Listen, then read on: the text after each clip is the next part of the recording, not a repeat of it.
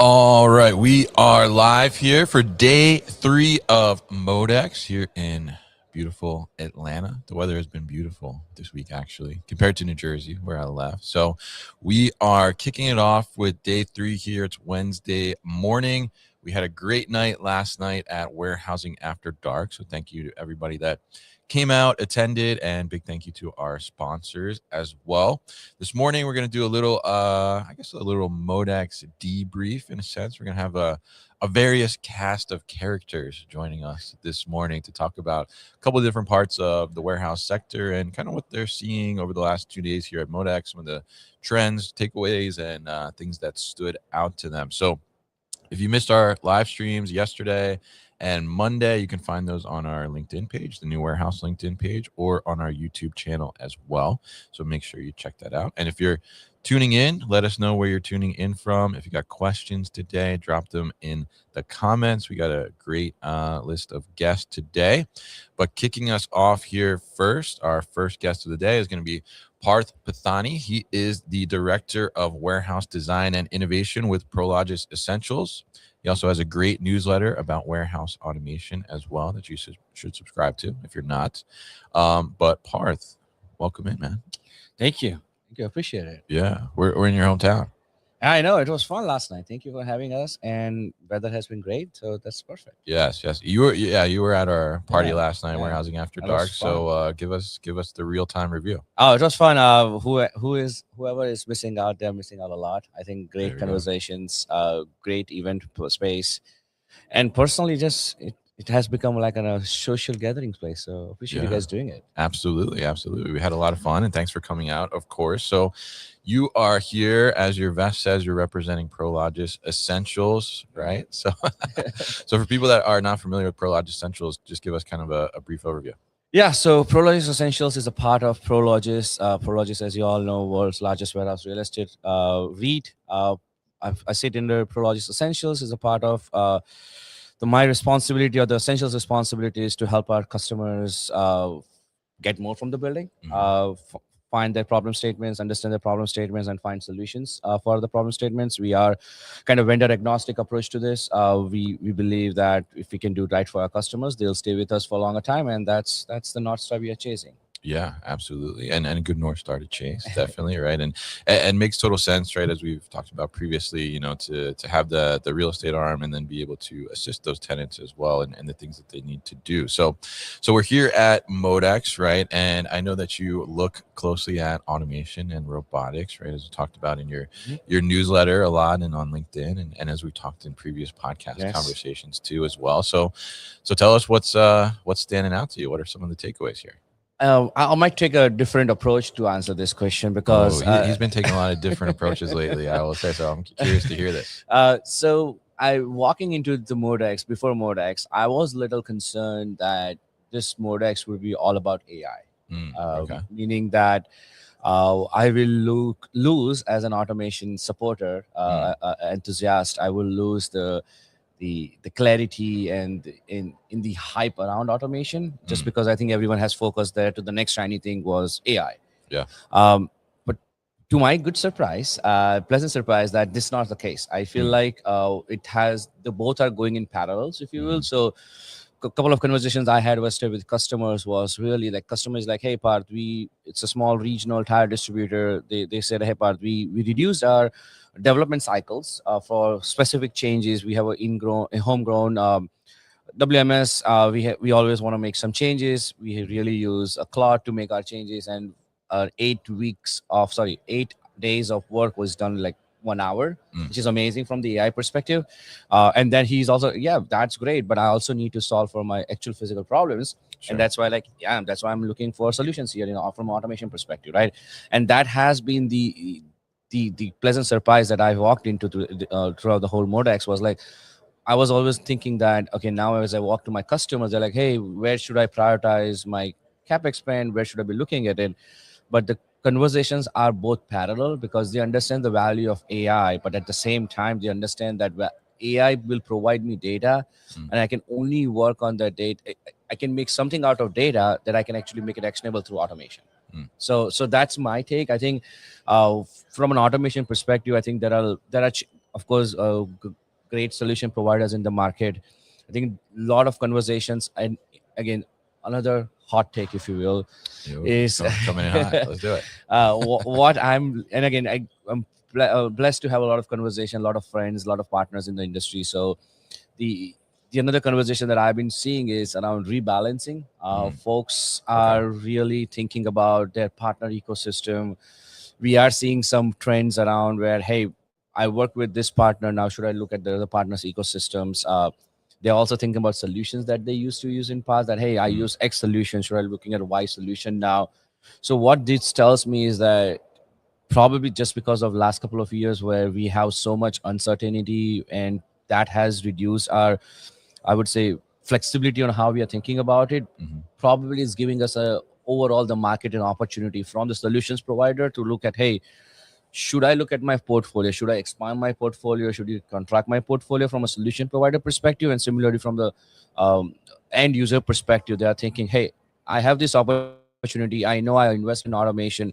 Is this the right automation? Should I continue with the automation, or should I look for a new automation? But that gives them this rebalancing opportunity. That's what I'm Mm. thinking about. Yeah, interesting, and I'm curious too. I mean, obviously seeing on the floor, and I saw the same too, right? Because some other conferences, there's a lot of dot AIs flowing around, floating around out there, and this one too. I'm like, I didn't see like that many as I've been kind of running around and doing my podcast, but I think it's interesting to see some of the automation. I mean, there's a lot of physical solutions that are here on the floor. I mean, a ton really. Yeah.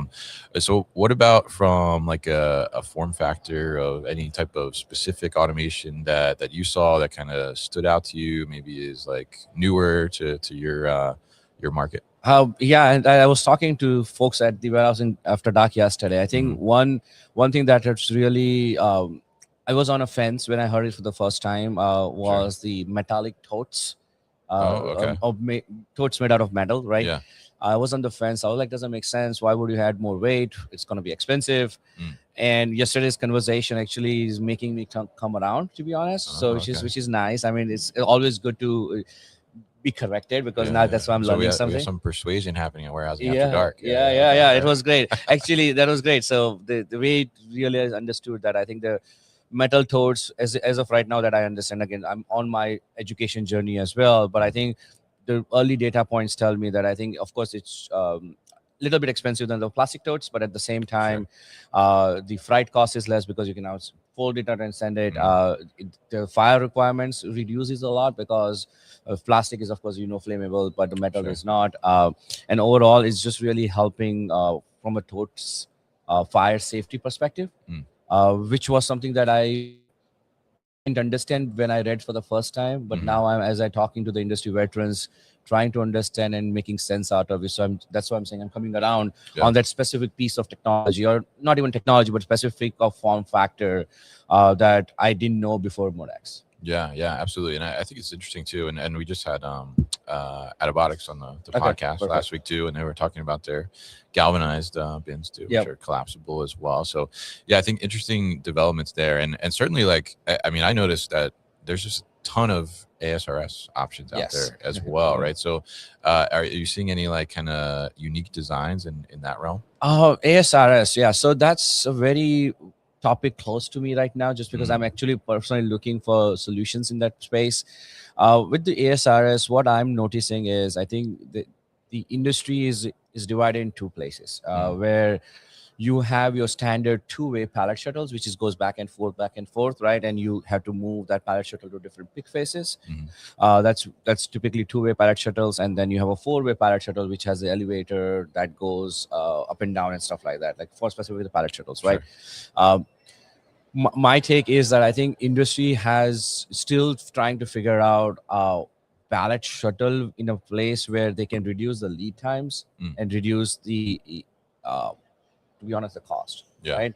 Because the lead times is the biggest barrier. Like customers are thinking about automation, specifically when it comes to pallet automation, Mm. in a similar fashion as racking, Mm. meaning that, hey, if I can get rack in 3 months or 4 months, why cannot I have, again, why is not the usual question, but that, hey, can I have something automated for my Sure. pallets Yeah. in similar time frame?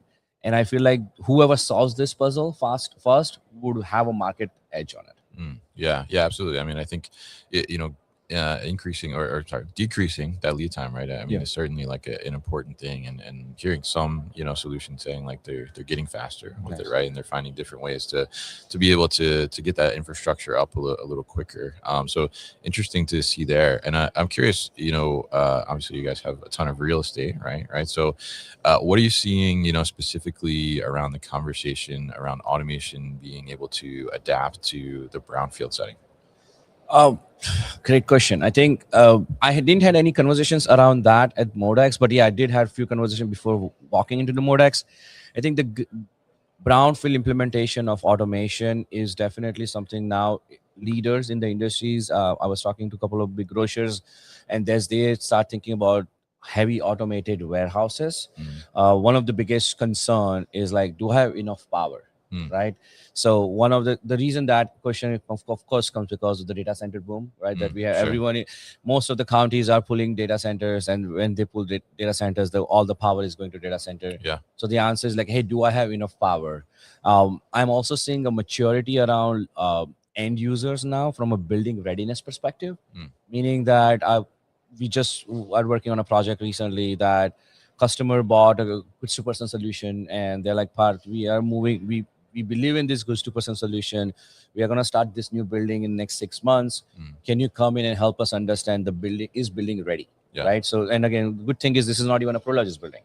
We are helping a customer out beyond the Prologis building. They're like, Parth, can you come help me understand what is my fire and safety requirements with this automation? What are my flow requirements? Do I have the enough floor flatness?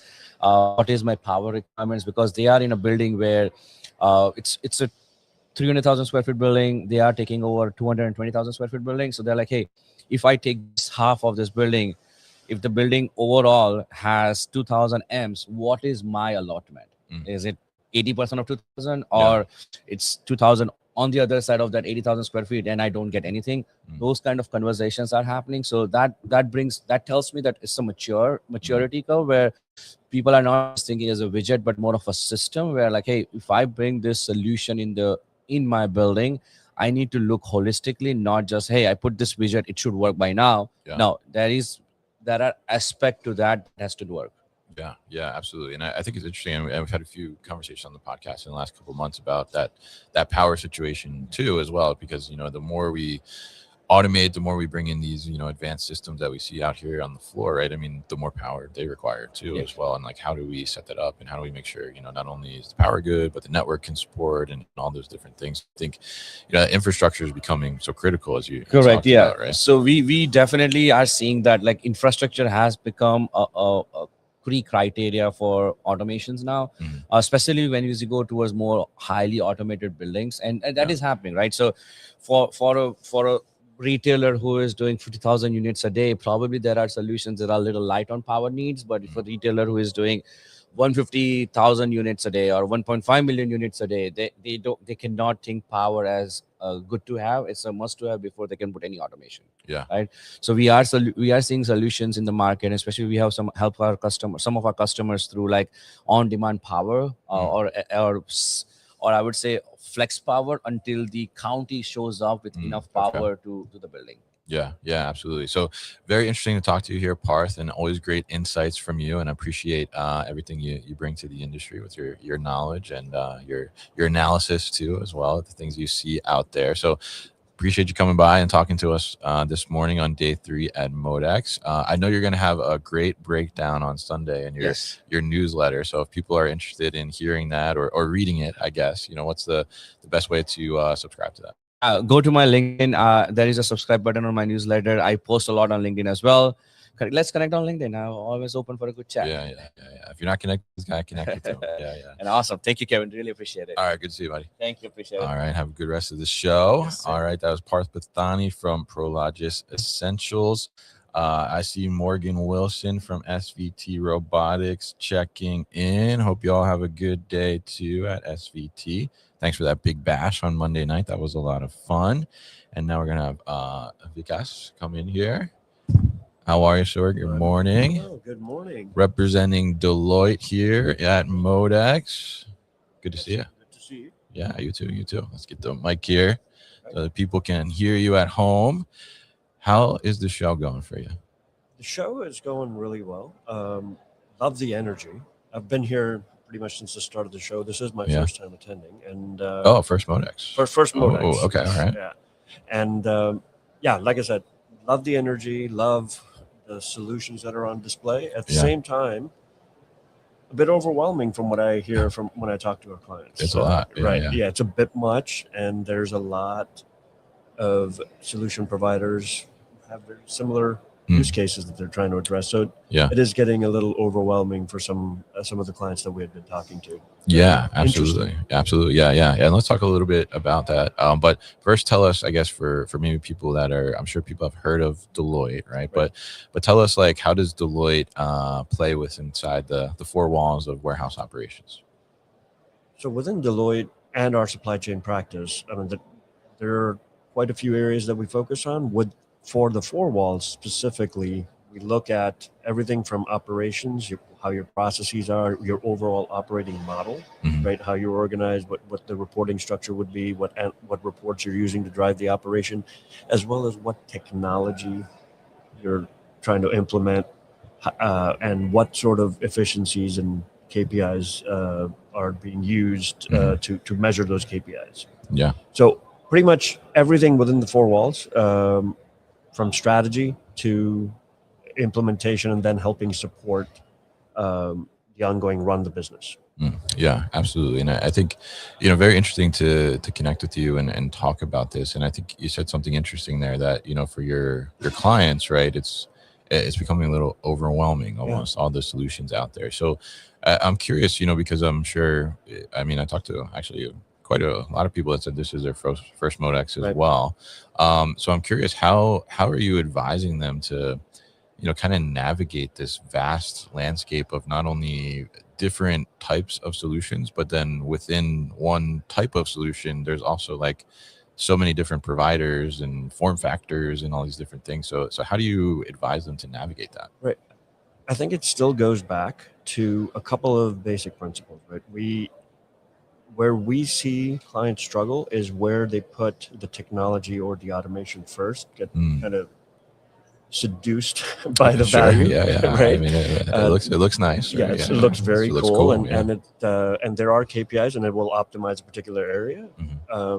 But for us, when we advise clients, it's about, let's take a step back. Let's try and get to what is that end state that we want to try and get to. Are you a small business that's about to scale because you're seeing rapid direct to consumer growth?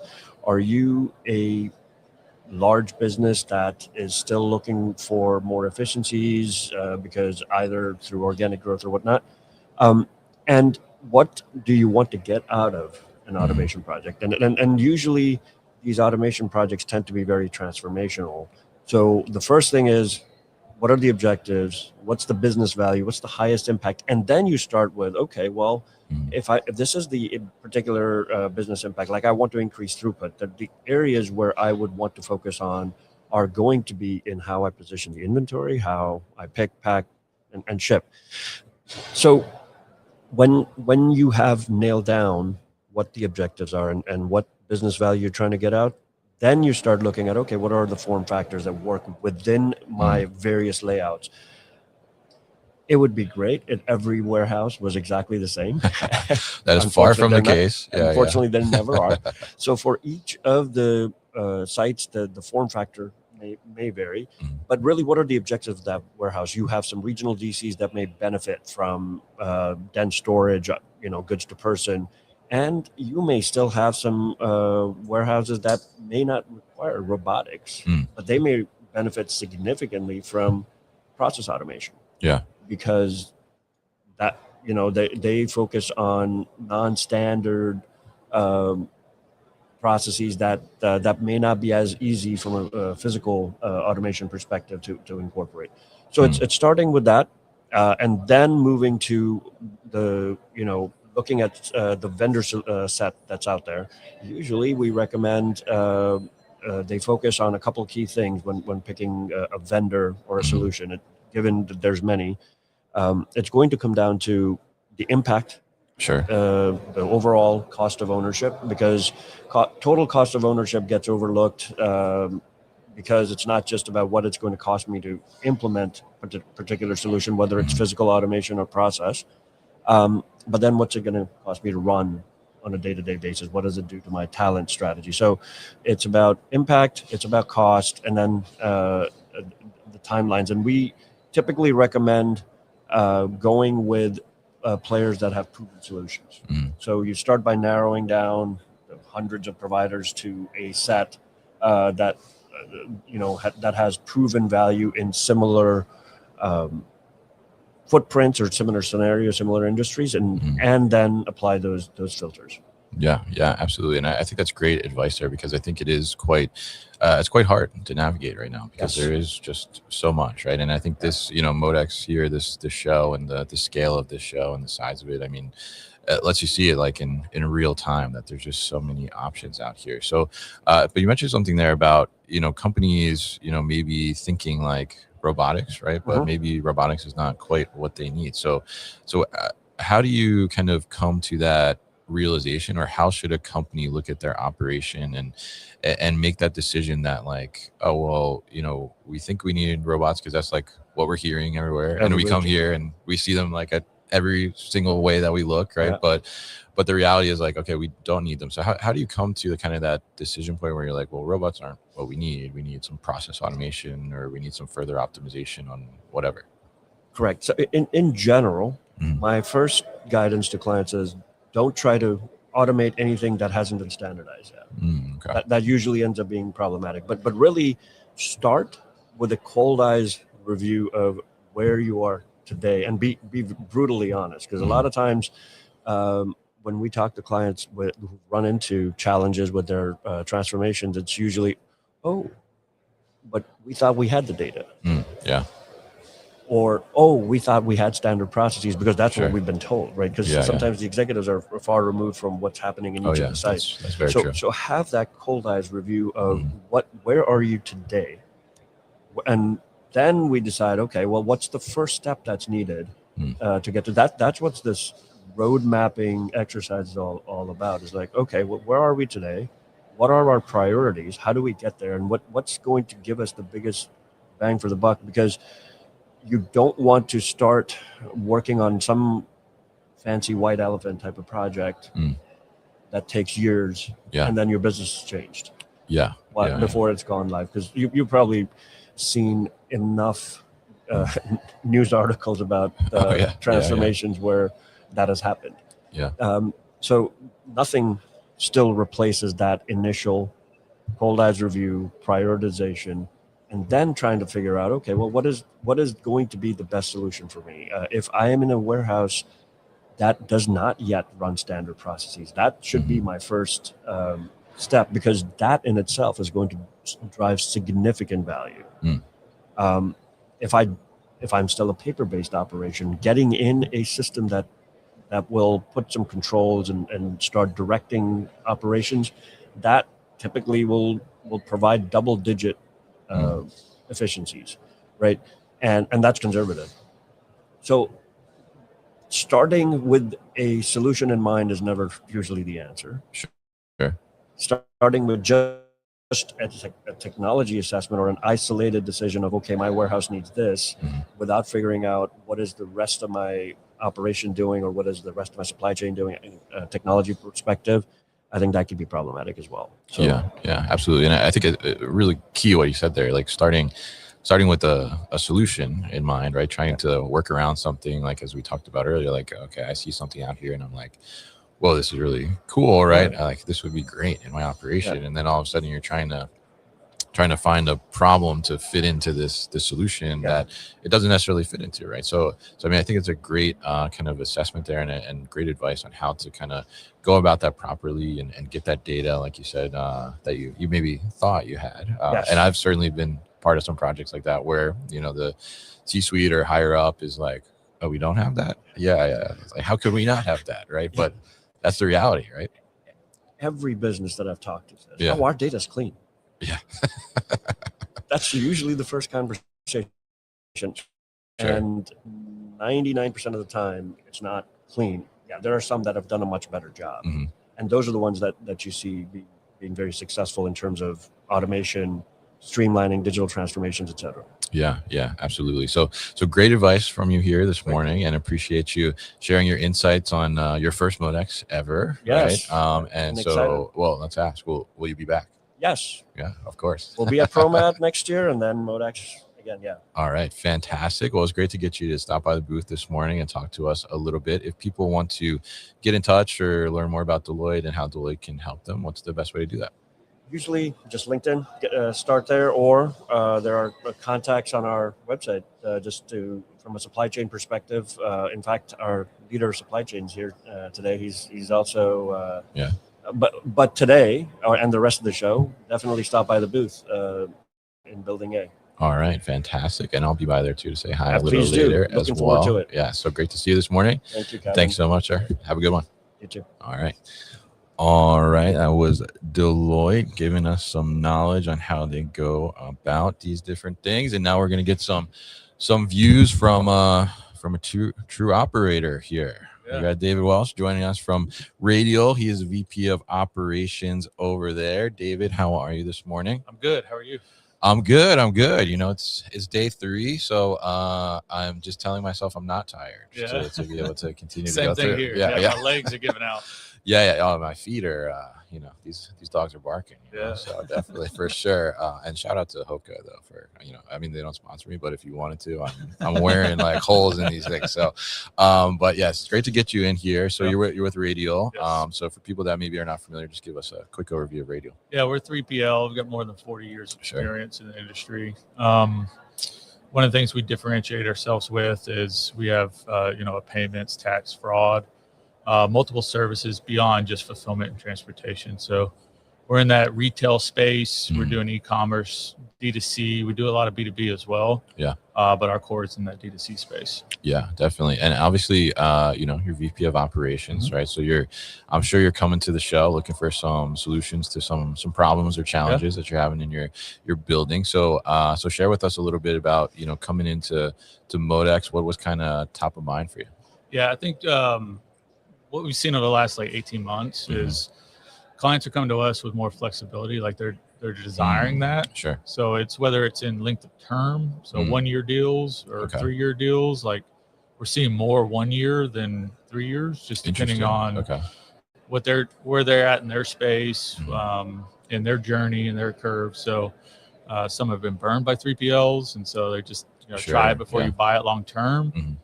So what we're really looking at here is what we can bring to the operation that has that flexibility. So I'm talking to a lot of vendors right now. I'm like, what are your terms? Yeah, let's talk about that now. I get the solution.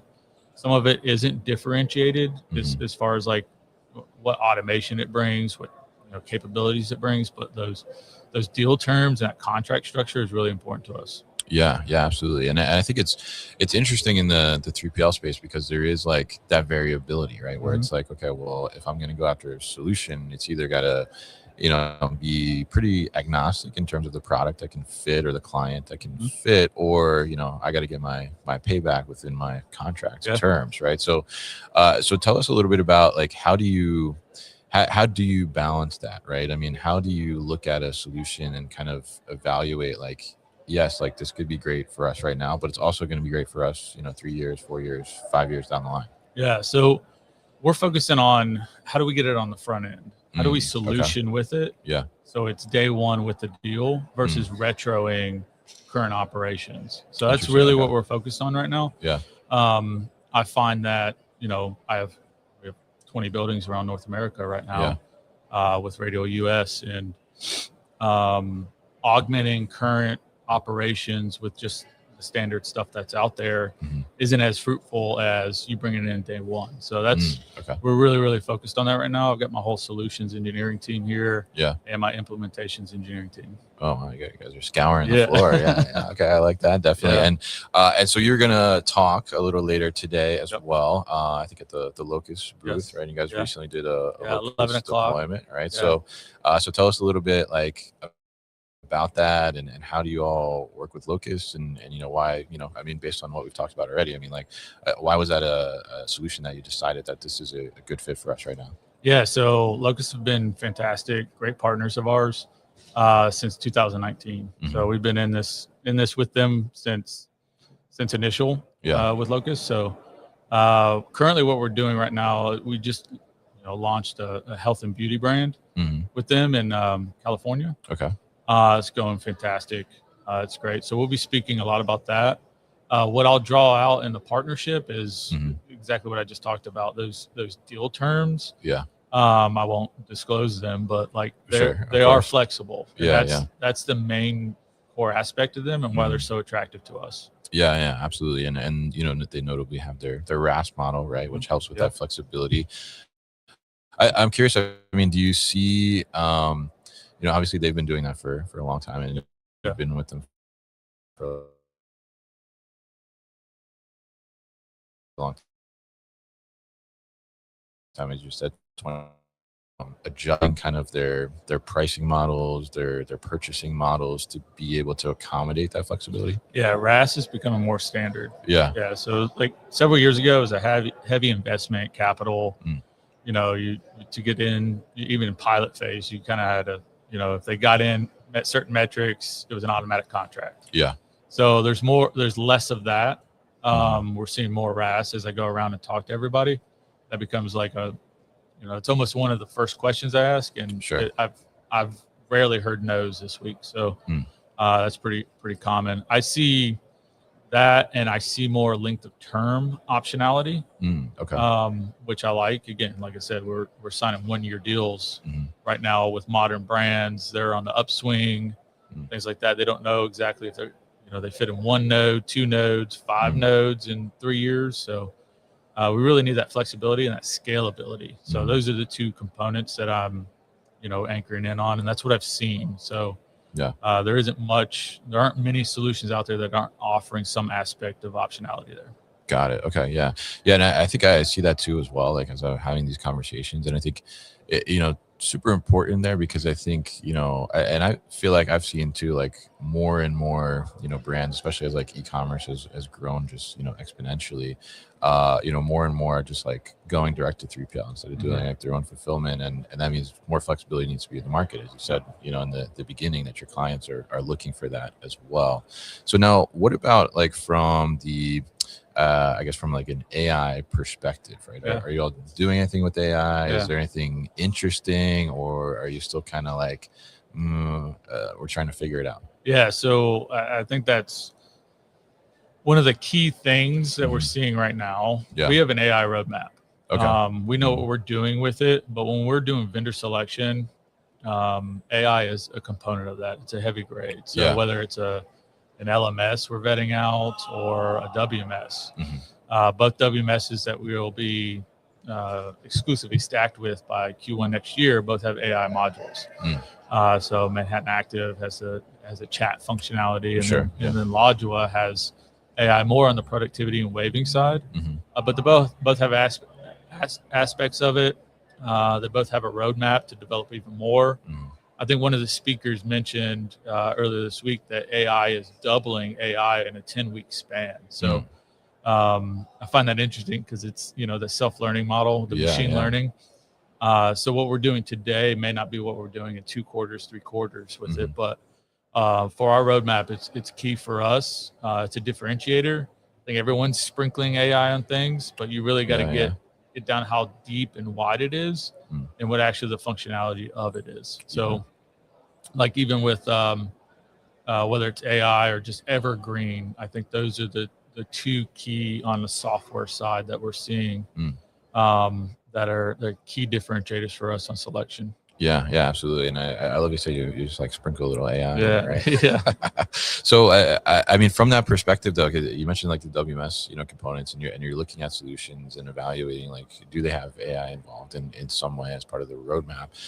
I'm curious, how are you kind of enabling like your team at the ops level that are in the buildings and things like that? How are you kind of getting them access to AI and like upskilling them a little bit, or getting them exposure to this so they can keep up too? Yeah, you're like hitting as a key leader, like my top priorities, you're hitting right on them. So I can read mine. Yeah. AI for my leadership team. Again, there's a learning curve, there's an adoption, and we're on that curve. We're actually sourcing AI learning modules. We have this application or tool called Accelerate, and has all these learning modules in it. It has a whole AI suite.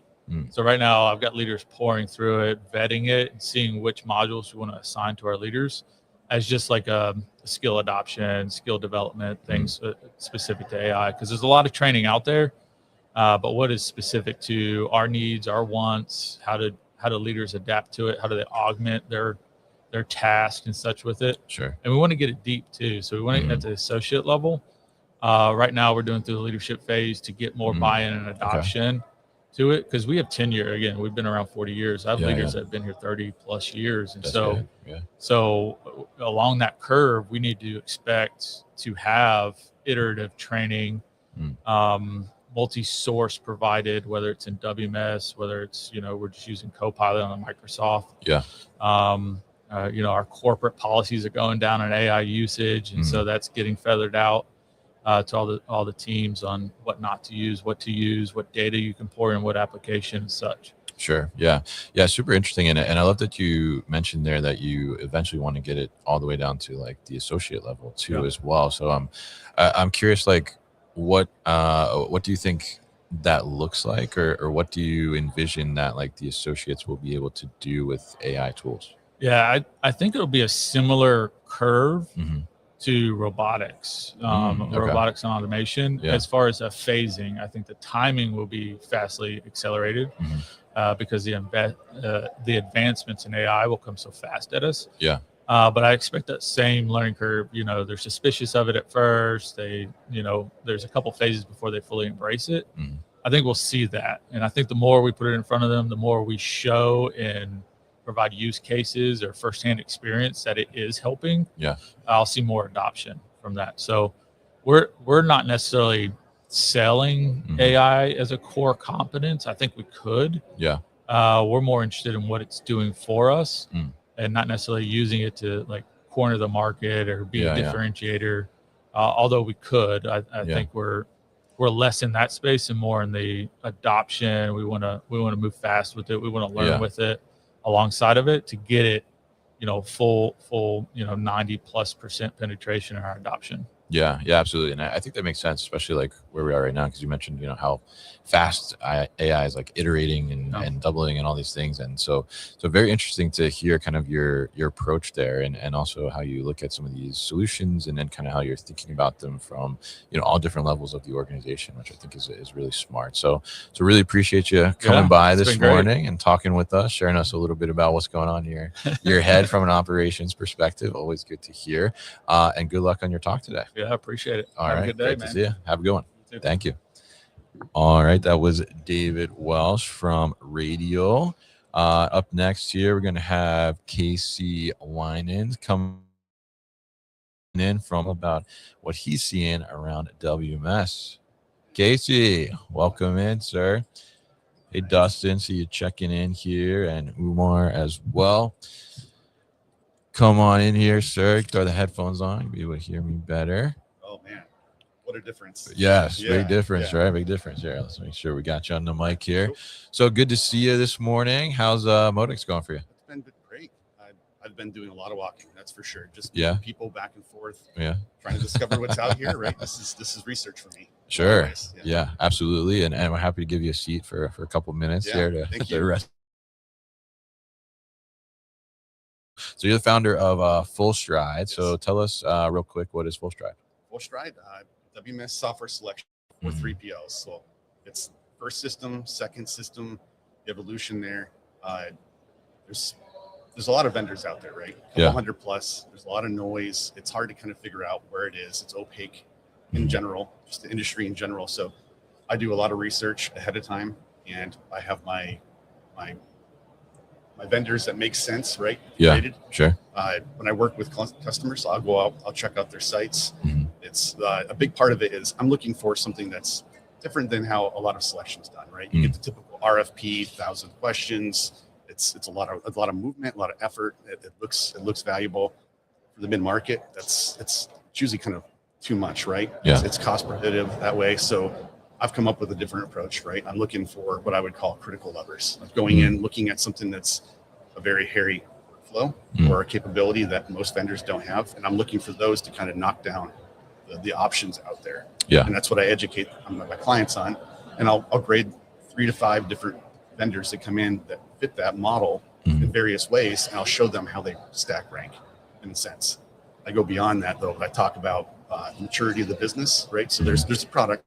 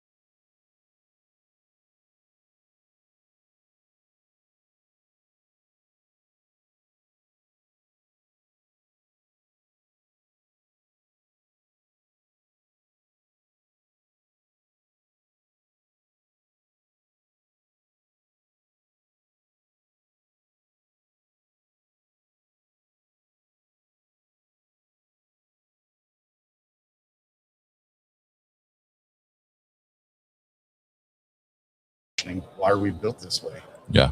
We can touch all these various pieces, and maybe we go vertical. And I've had some conversations that way too, in terms of what that would look like. And yeah, that's the kind of stuff that gets me to geek out, because I'm thinking longer term, right? 3 to 5 years out, maybe 10, of what's coming down, so I can educate myself. And when I'm talking to clients, I can let them know that, hey, these are things you should probably be factoring in and paying attention to, and here's why. That way you have a more informed decision, because this is something you're going to build more of your business on top of.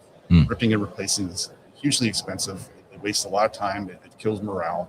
And no one wants to do it. You hear horror stories all the time. Maybe not in the Wall Street Journal, like the ERPs and all that. But they're there. But there's rumblings in the industry. Yes, definitely. So I'm curious what you think about, the concept now with, AI coming in. You mentioned there a little bit, and then, obviously there's been this wave of like people going crazy on Claude and Claude Code and all these things, right? How do you view, now now that that's happening? I mean, how do you view the argument of like build versus buy? Yeah, that's a great question. And, for the longest time, I could talk to 100 people, and 99 of them I would tell them,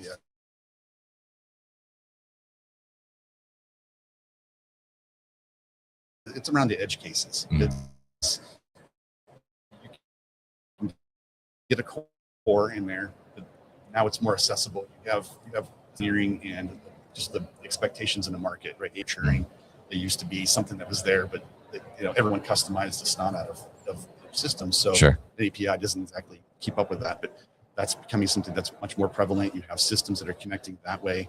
So there's a way to build light software solutions, coding in a sense, where you own some piece of it, and the vendor I think fares better in a way too, because they're not on the hook for maintaining that. The conversations of we have to revisit because we're evolving our platform too, right? So now you have this API in between, someone else owns it, it's engineering piece there, and you get into a Claude Code or whatever else is out there. I use Replit, but behind the scenes it's Claude. But you can build something pretty quickly. It does something for there. It doesn't have to be polished as a product level, but it works, and I think that's where a lot of this is going. It's going to get much more nuanced in that sense, especially the more complex you are. Yeah, absolutely. So I mean, I'm curious, like in that regard, I talked to some WMSs about this too, right? And one, had an interesting kind of take where they're like, well, the way we see it is that we want our customers to be able to build some of these customizations themselves, because it's like, we don't have a bunch of customers asking for this feature, right? But so we want to kind of guide them on how to do that, and that makes sense for them. So but I've talked to some people too that are like, well, I'm just going to build my own WMS using like Replit or Claude Code or whatever. I mean, what advice would you give there? Like, would you focus on the build side, like just on maybe small customizations or features that are attached to like the foundational WMS, or should somebody go and build their own WMS? Gotcha. I mean, in my opinion, it's still don't build, right? Build on top of something. Play your role, play to your strengths. Software is not going to be a competitive advantage for most companies, right? There's just it's a different beast all around. There's an investment that's required to get you there, and I would say back to what I was mentioning, what you just called out, is looking for those things that make you unique, right? Little slices, little slivers, you get in there, a wedge. I call it that. That's where I think people will be able to stand out. And that's something they can bring into their sales pitches, their marketing, that makes them unique, right? Finally, there's so much in the market in general. When I talk to vendors, when I talk to 3PLs, that they all sound the same, or there's a propensity to sound the same, right? So focusing on what you really do well and be able to highlight that, I think, is pretty meaningful. Now we're starting to see the evidence of that can be more democratized, and I think that's something else I'm seeing is I'm looking at the smaller vendors or the startups that are coming up that might be mid-market, aiming for that, but they don't have some of the technology choices that were done 10, 15, 20 years ago. And I think that's a huge benefit in a way, because they can evolve much quicker. And I think I'm going to throw out a prediction. I think here is, let's hear it. We're going to get it on tape. 2 years from now, I think we're going to see some vendors that where maybe on the periphery you're not here, showing up in a bigger way because they've made some investments. It was that window of time. They were able to go in and restructure a product in a way that's taking advantage of what's coming out now in a meaningful way, and they're going to bump ahead because you have these long sales cycles. Yeah. In the 3PL world, for me, every 3 to 5 years, they're popping their heads up looking at, is what I have makes sense still, or should I be really looking somewhere else? And if they get a more compelling reason, then it makes sense to actually rip and replace or augment and slowly migrate. You'll start seeing that change. Yeah, interesting there, and I kind of see the same too as well. And I'm curious, like on that kind of on that same tangent there. I mean, when we look at, I'm hearing stories of 3PLs that have had, legacy WMSs for a long time. I mean, big names that everybody would know, right? And going in favor of like newer WMSs because the legacies are like not necessarily keeping up with the things that they want to do, like the robotics or the automations, and being able to make it easy to bring those things together. Are you seeing similar? Do you think legacy WMSs are not necessarily keeping up? I think there's probably some nuance there, but yes, in part that's true, right? They have huge investment in what was, right? And it's hard to steer a ship and move it around. I've seen roadmaps for some of the big ones over years, and it's aspirational if they can get there in 10 years. Now with the advent of all this AI here, maybe that speeds up, but that's more of a question for their product teams. Yeah, how eager they are to embrace it, and, figuring out their game plans. But I think it's a cost model thing too. There's so much implementation lifting and the model itself, right? There's professional services piece of it that was out there. Those are things that I think probably ripe for disruption. Yeah. And I go back to who's coming up, and what are different decisions they're making, and are they more intuitive in general? That's right there is where you start compressing the implementation piece of it, the ability to evolve it over time. I think those are the things that legacy ones are going to have trouble with because they have such a long tail of a customer base, right? It doesn't necessarily want to evolve. It's working well enough. I don't necessarily see the ROI. I want something unique, and it's a bag of hurt that made them very powerful for a long time, but also now it's going to hold back in a sense, right? Unless you get into the M&A piece of it, which I think is probably coming to. There's going to be some folks that do something pretty wonderful, and they don't have the ability to do it in their main product, but they can bolt it on, and there's a migration path potentially. So we've seen that play out over and over again in decades. This will just be bigger and newer and probably more action packed in a shorter period of time. Yeah. All right, great insights from you here, Casey, and appreciate you coming by and talking all things WMS with you. I wanted to get you on for sure to hear about specifically what you're seeing around WMS. So very insightful for us here. If people want to learn more about Full Stride or connect with you, what's the best way? Shoot, I mean, I'm active on LinkedIn all the time. That's true. Yeah. I mean, so I'm there. I'm trying to share it, so I'm very accessible that way. That's probably the easiest way. Right. My website I'm an open book as a person, and the way I build my business. I'm a very opinionated way of building it, servicing it. So most of the questions that potentially people would have if they're evaluating are there, right? And then the conversation after that, if it makes sense, it's pretty easy. All right, fantastic. And we'll definitely put that information up for people. And Casey, I know you also wanted some Warehouses Are Sexy swag. Yes. You asked me yesterday. So we got t-shirts there at the chair on your way out here. Awesome, so feel free to grab what you want. All right. Great to see you, man. Thank you. Appreciate it. All right. That's Casey Winans with Full Stride. All things talking about WMS, and our next guest coming in here is going to be Andy Johnston. He is Senior Director of Design Engineering and Innovation with GEODIS. Andy, good morning, man. Good morning. It's great to see you. Good. How's everything? Things are good. Yeah. Things are good. Came in yesterday. So got a lay of the land out here at the show, and back today. For day 2 for me, day 3 for the show. Yes. Yeah. So what do you kind of, tell it, well, I guess give us a brief overview of GEODIS if anybody's not familiar. Sure. GEODIS is a global 3PL.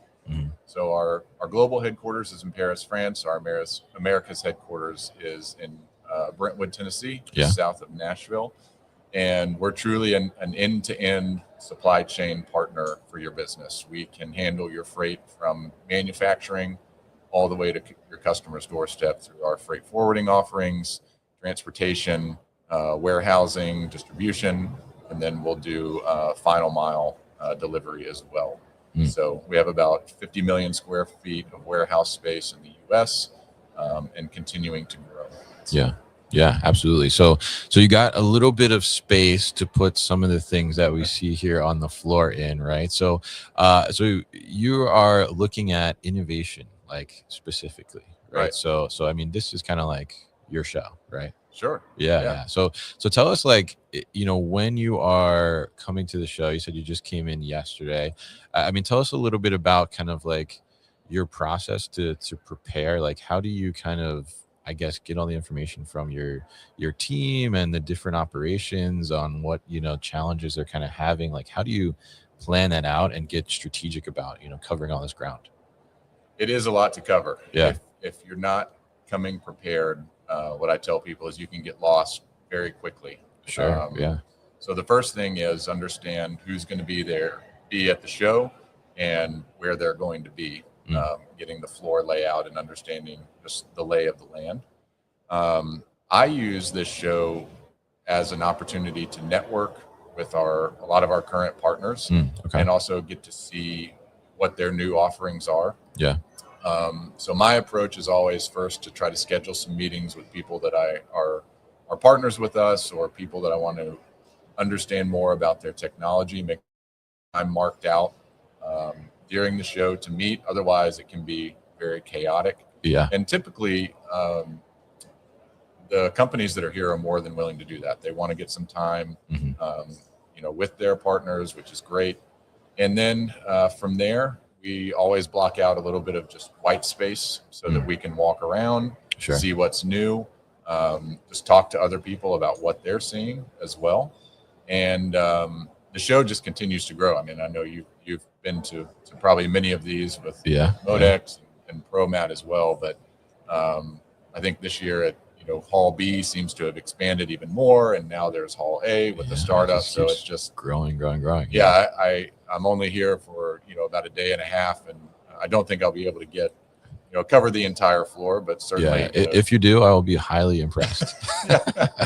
Yeah, absolutely. But we are going to be able to, I think, accomplish what we want to accomplish, which is great. But yeah, for anybody that hasn't been and thinking about going, I would say it's a great opportunity to see a lot of the technology that you see online or that you hear about in person, and get to talk to the people that implement it, which is great. And you can't find a better opportunity to network and meet all of these people in one place. Yeah, absolutely. And I mean, obviously, there's, I don't know, supposed to be 40, 50,000 people. That's here, what I heard. Right?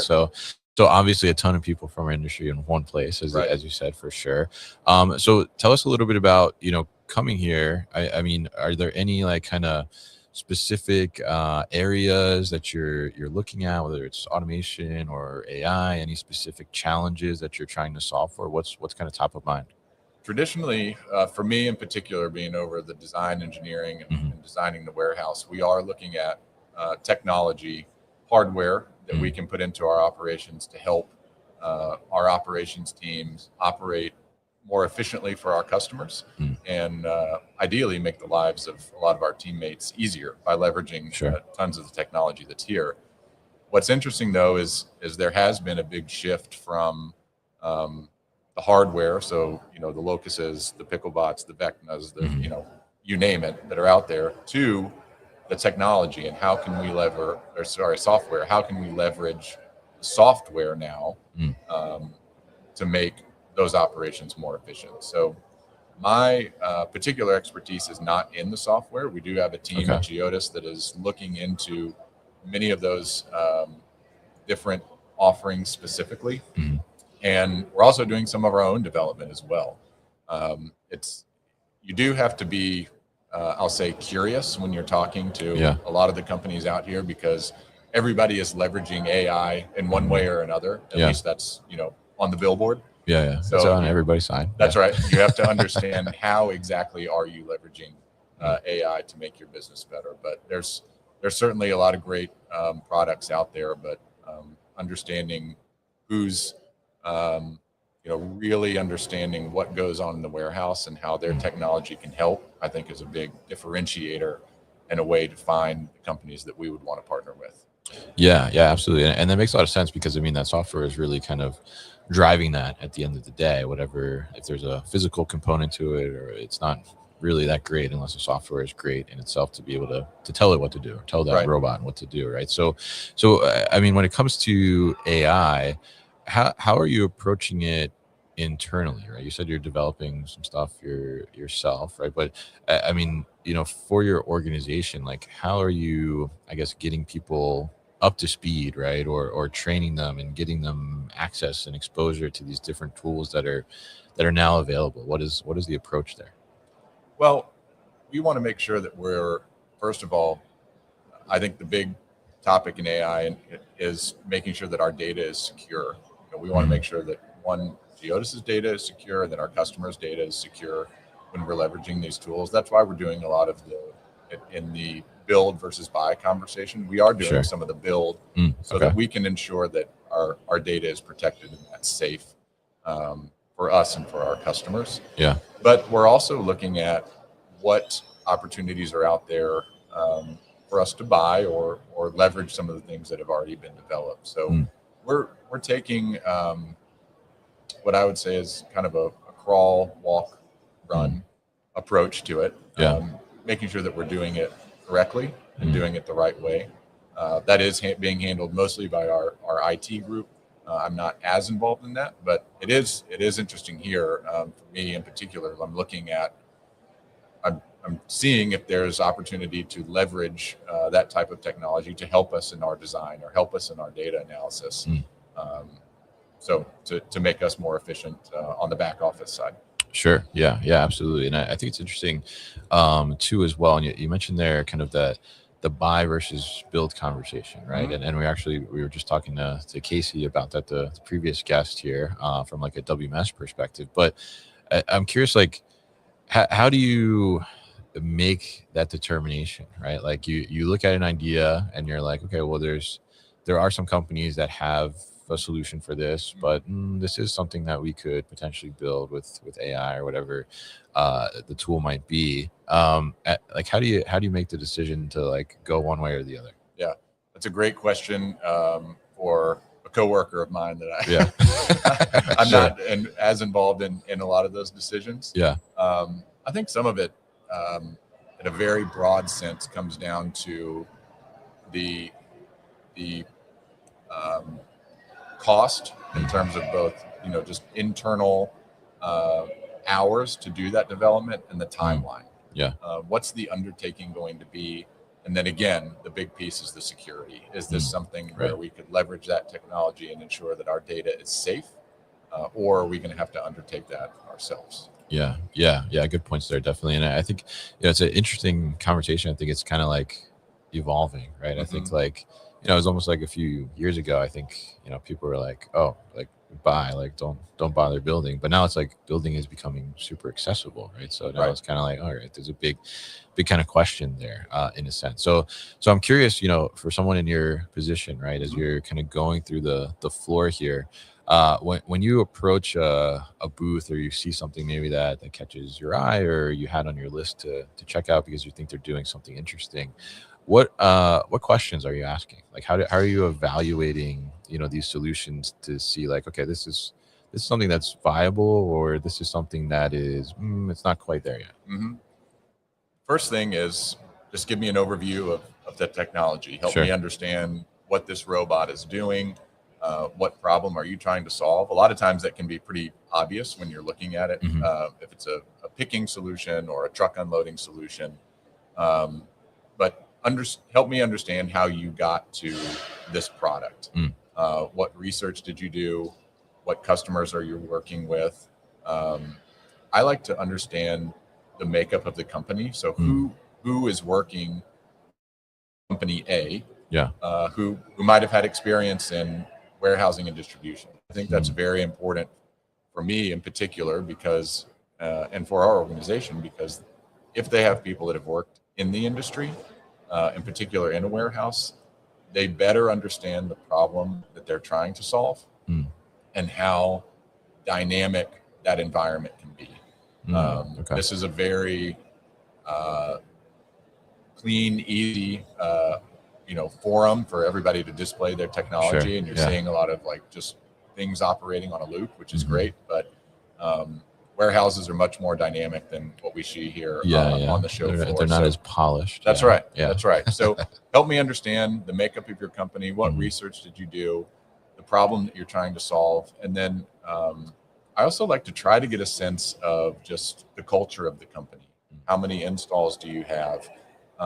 What other customers are you working with? What's your kind of business philosophy? That way I can ensure or get a sense of if there'd be a good fit with Geodis culturally, which I think is also very important and sometimes something that's missed early in evaluations because we truly want a partnership, because everything that's here is a tool to help us serve our customers better. Right. So we want to make sure that whoever we select is going to be a partner with us in that journey, just as much as we are with our clients. Yeah, absolutely. And I think that makes a ton of sense to look at it that way.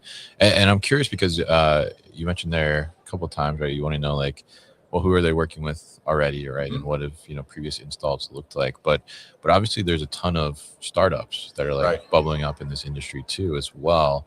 So from like a startup perspective, sometimes you take like a little risk, right? That's right. So how do you evaluate that to be like, okay, like, this is intriguing enough that like we're ready to take the risk, like even though it's a little early, versus like we're not quite sure if we want to take that risk yet. It's for us, it's a business case decision. We're going to do a lot of upfront, just I'll call it investigation. That's probably a little bit of a strong word, but getting to know the company to ensure that they are going to be a good partner for us. But a lot of that, if it's a true startup and we may be first, second, or third implementation, we want to make sure that they do understand that issue and that what we're trying to solve from a customer perspective, so that they are with us in that journey. I mean, if we didn't take some of that risk, we would never be where we are today as an organization. Sure. So you do have to be willing to do that at some point, but we have to make sure that it makes business sense for us and for our clients as well. Yeah. But when you're evaluating it, there's a lot of things on the floor, especially now that the industry, I would say, it's not maturing quite yet, but there's you see a lot of, technology that's been displayed year over year now.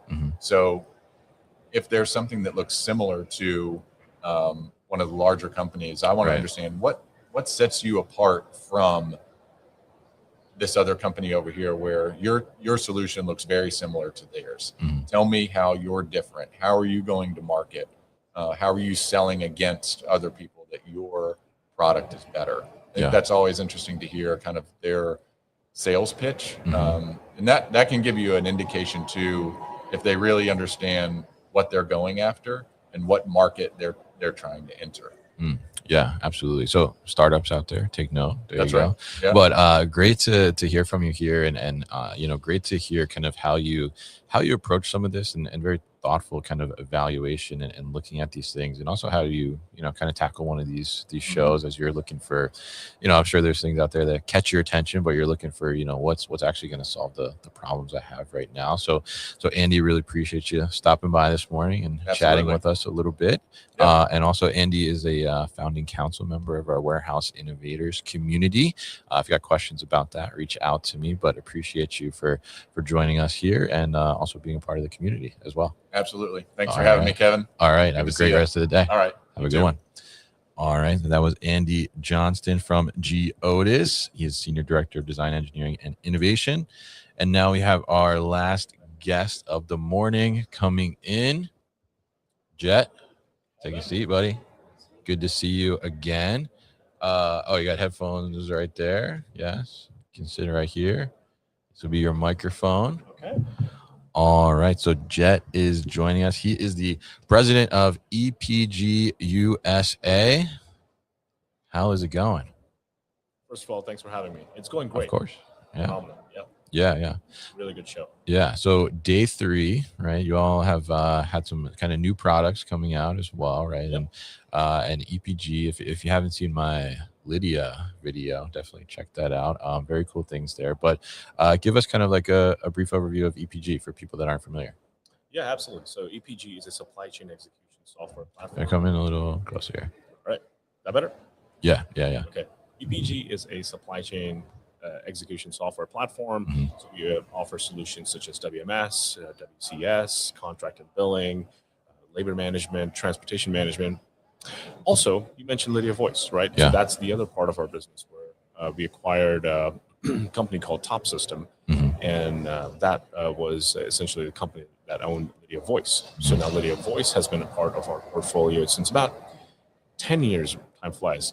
And this year, we launched our AI environment, which sits on top of our supply chain execution software called Aura. And we already won Best Product of the Year at LogiMAT. So that was fantastic. And, we're seeing a lot of interest from different organizations wanting to solve problems in the warehouses using and leveraging AI. So that's been really nice feedback from the market. Yeah, absolutely, and congratulations on that award too as well. And yeah, I mean, some of the stuff is fantastic. I got a chance to come to your booth yesterday and check out Aura and the gamification as well, right?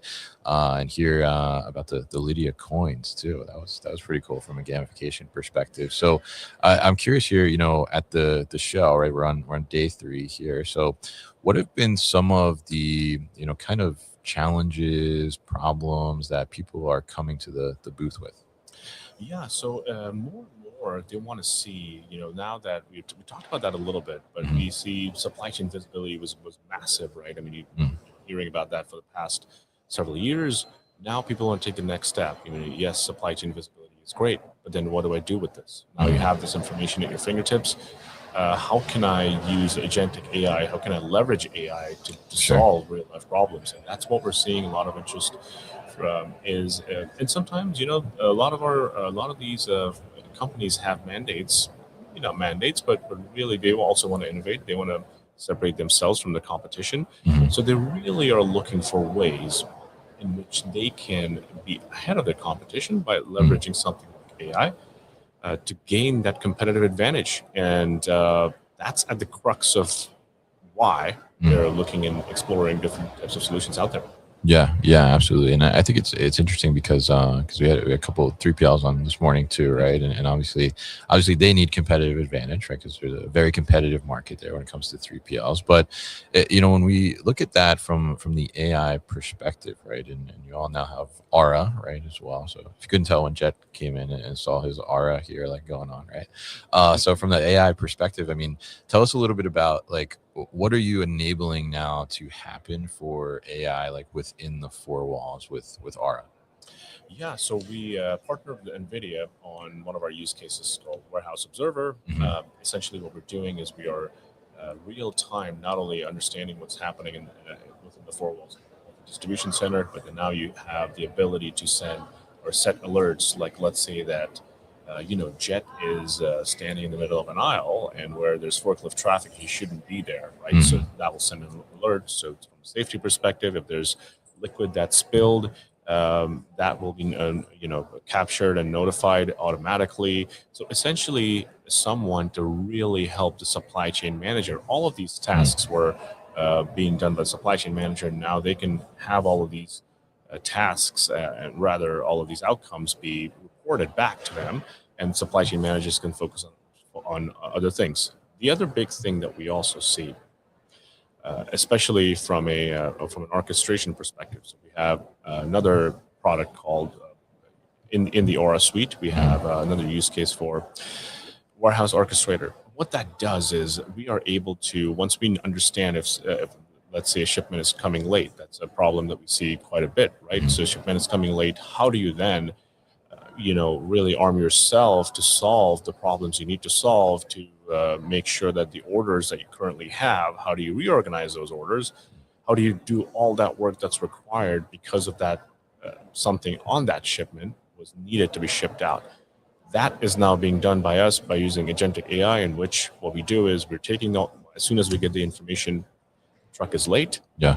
We will then run the workflows based on what needs to be done to be able to still have that work done as much as possible. We prioritize orders so that they are shipped out, and then resolve the challenges of that product being late. So all of this is done autonomously, which can be a huge advantage for anyone who obviously needs to meet their SLAs and get the product on time. Yeah, absolutely. And I got a chance to play with it a little bit yesterday with Jason, and it's super interesting to see. And I'm curious, like, as people have come to the booth and you've been able to give them demos of Aura, I mean, what have been some of the reactions? What have been some of the questions around it? So, and I'm not just saying it because it's our product, but people seem to be blown away.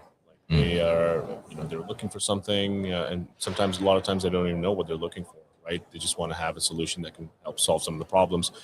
So having something that's already been deployed and that's already working, they are, very impressed. And I've got a lot of people saying, hey, you guys are the only ones in this specific space to be doing these.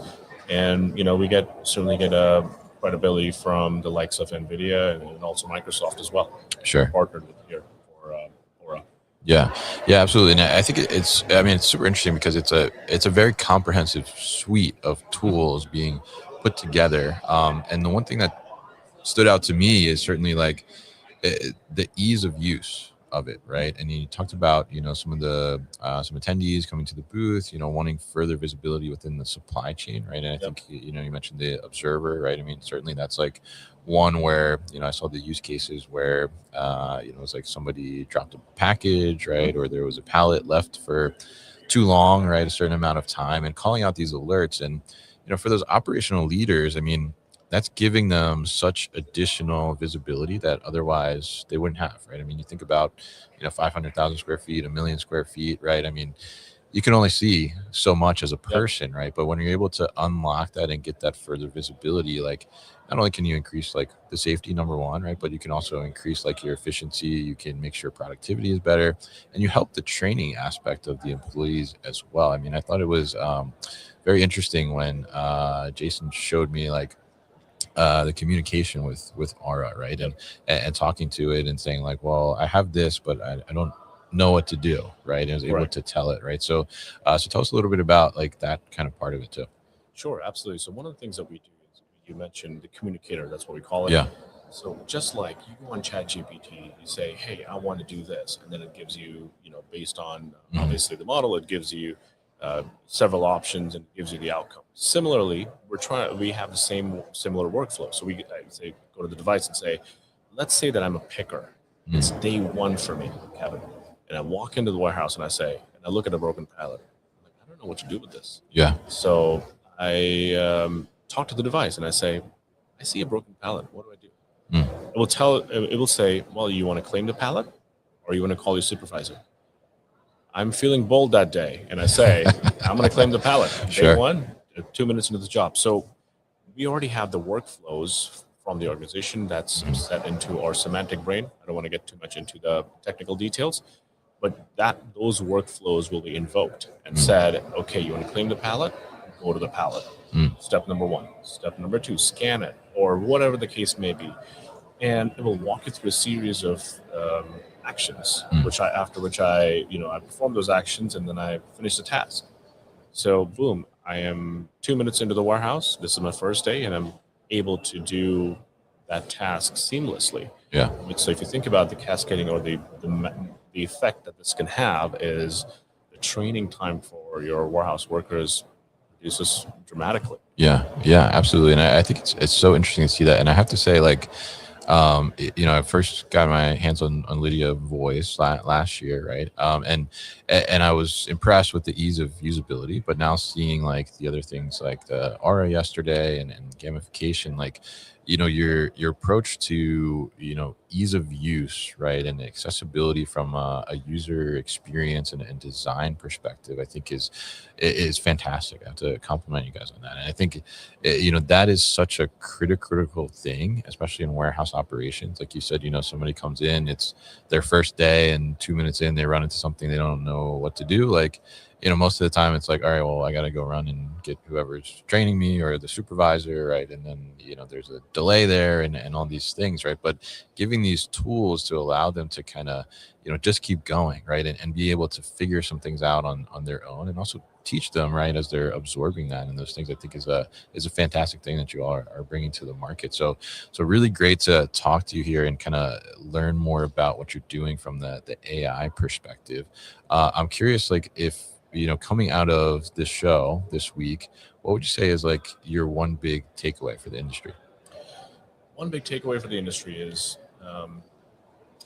whether you like it or not, AI is changing the world around us. Obviously, supply chain, and a lot of companies are, seeing that, right? So you got to start somewhere, because if you don't, then your competition is going to start, and they're going to get a head start, which is going to be, and you're always going to be playing catch up. So embrace AI, start somewhere, make sure that you're focused on solving the right problems, and that will pay dividends for the organization. Yeah, absolutely. And I think that's a great takeaway, definitely. And yes, whether you like it or not, AI is here for sure. But yeah, I think that's great advice, because, the people that are embracing it, right, are probably like your competitors, and they're getting far ahead by doing so. And love that you're bringing kind of that ease of accessibility to AI within the four walls as well, for not only the operations leaders, but also like the associates on the floor as well. So fantastic stuff from you and the team, Jed, and really appreciate you coming by and talking to us this morning and closing out our live stream here on day 3. If people want to learn more about Aura or EPG's other offerings, what's the best way to do that? First of all, Kevin, thank you for having me here. It's been a pleasure. If you want to learn more about EPG or Aura, go to the website www.epg.com, which is Echo Papa Golf, epg.com. If you're here at MODEX, B11122, that's our booth number. Easy to remember, 11122. And also look me up on LinkedIn, Jet Chitanan, JETTCHITANAND. So. All right, fantastic. We'll definitely put up that information as well. And if you are still here at the show, definitely check them out. The demo is pretty cool. And they also have a voice set up there too that you can play with as well. So Jet, thank you once again. Thank you, Kevin. All right, have a good rest of the show. You as well. All right, thank you. All right, so that was Jet, president of EPG USA, and they are bringing some interesting things to the market here as well. So that is it for our live stream here on day 3 at MODEX. If you tuned in, thank you so much. We appreciate you. And for all things The New Warehouse, you can head to thenewwarehouse.com. Follow us on LinkedIn. And if you tuned in late or you missed part of this conversation, the replay will be available immediately on LinkedIn and YouTube and X too. We are live streaming to X as well. So you can watch it at your own leisure. And we will be bringing the insights as we get beyond MODEX and bringing our podcasts from the floor and releasing those out too as well for your consumption. And Quincy Scott, thanks for tuning in today and appreciate it. So we will not be live tomorrow on Thursday. This is our last live day here at MODEX. We will be on the floor. My goal tomorrow is to see as much as I possibly can so I can bring you the best insights and the things that I think are important for the four walls and the industry in general. So be on the lookout for that. I'll be sharing some clips and things like that. But thank you so much for tuning in. And if you're still here in Atlanta, you want to connect, we will be here until Friday morning. So reach out, get in touch, come by the booth. We got some Warehouses Are Sexy t-shirts as well to give away. If you're at home and you want a Warehouses Are Sexy t-shirt, warehousesaresexy.com. Yes, we do own that domain, warehousesaresexy.com. So thank you to everybody for supporting this week, and hope to see some people here on the floor as well before we close out the week in Atlanta tomorrow. So thank you so much, and have a great rest of the day and a great rest of the week too.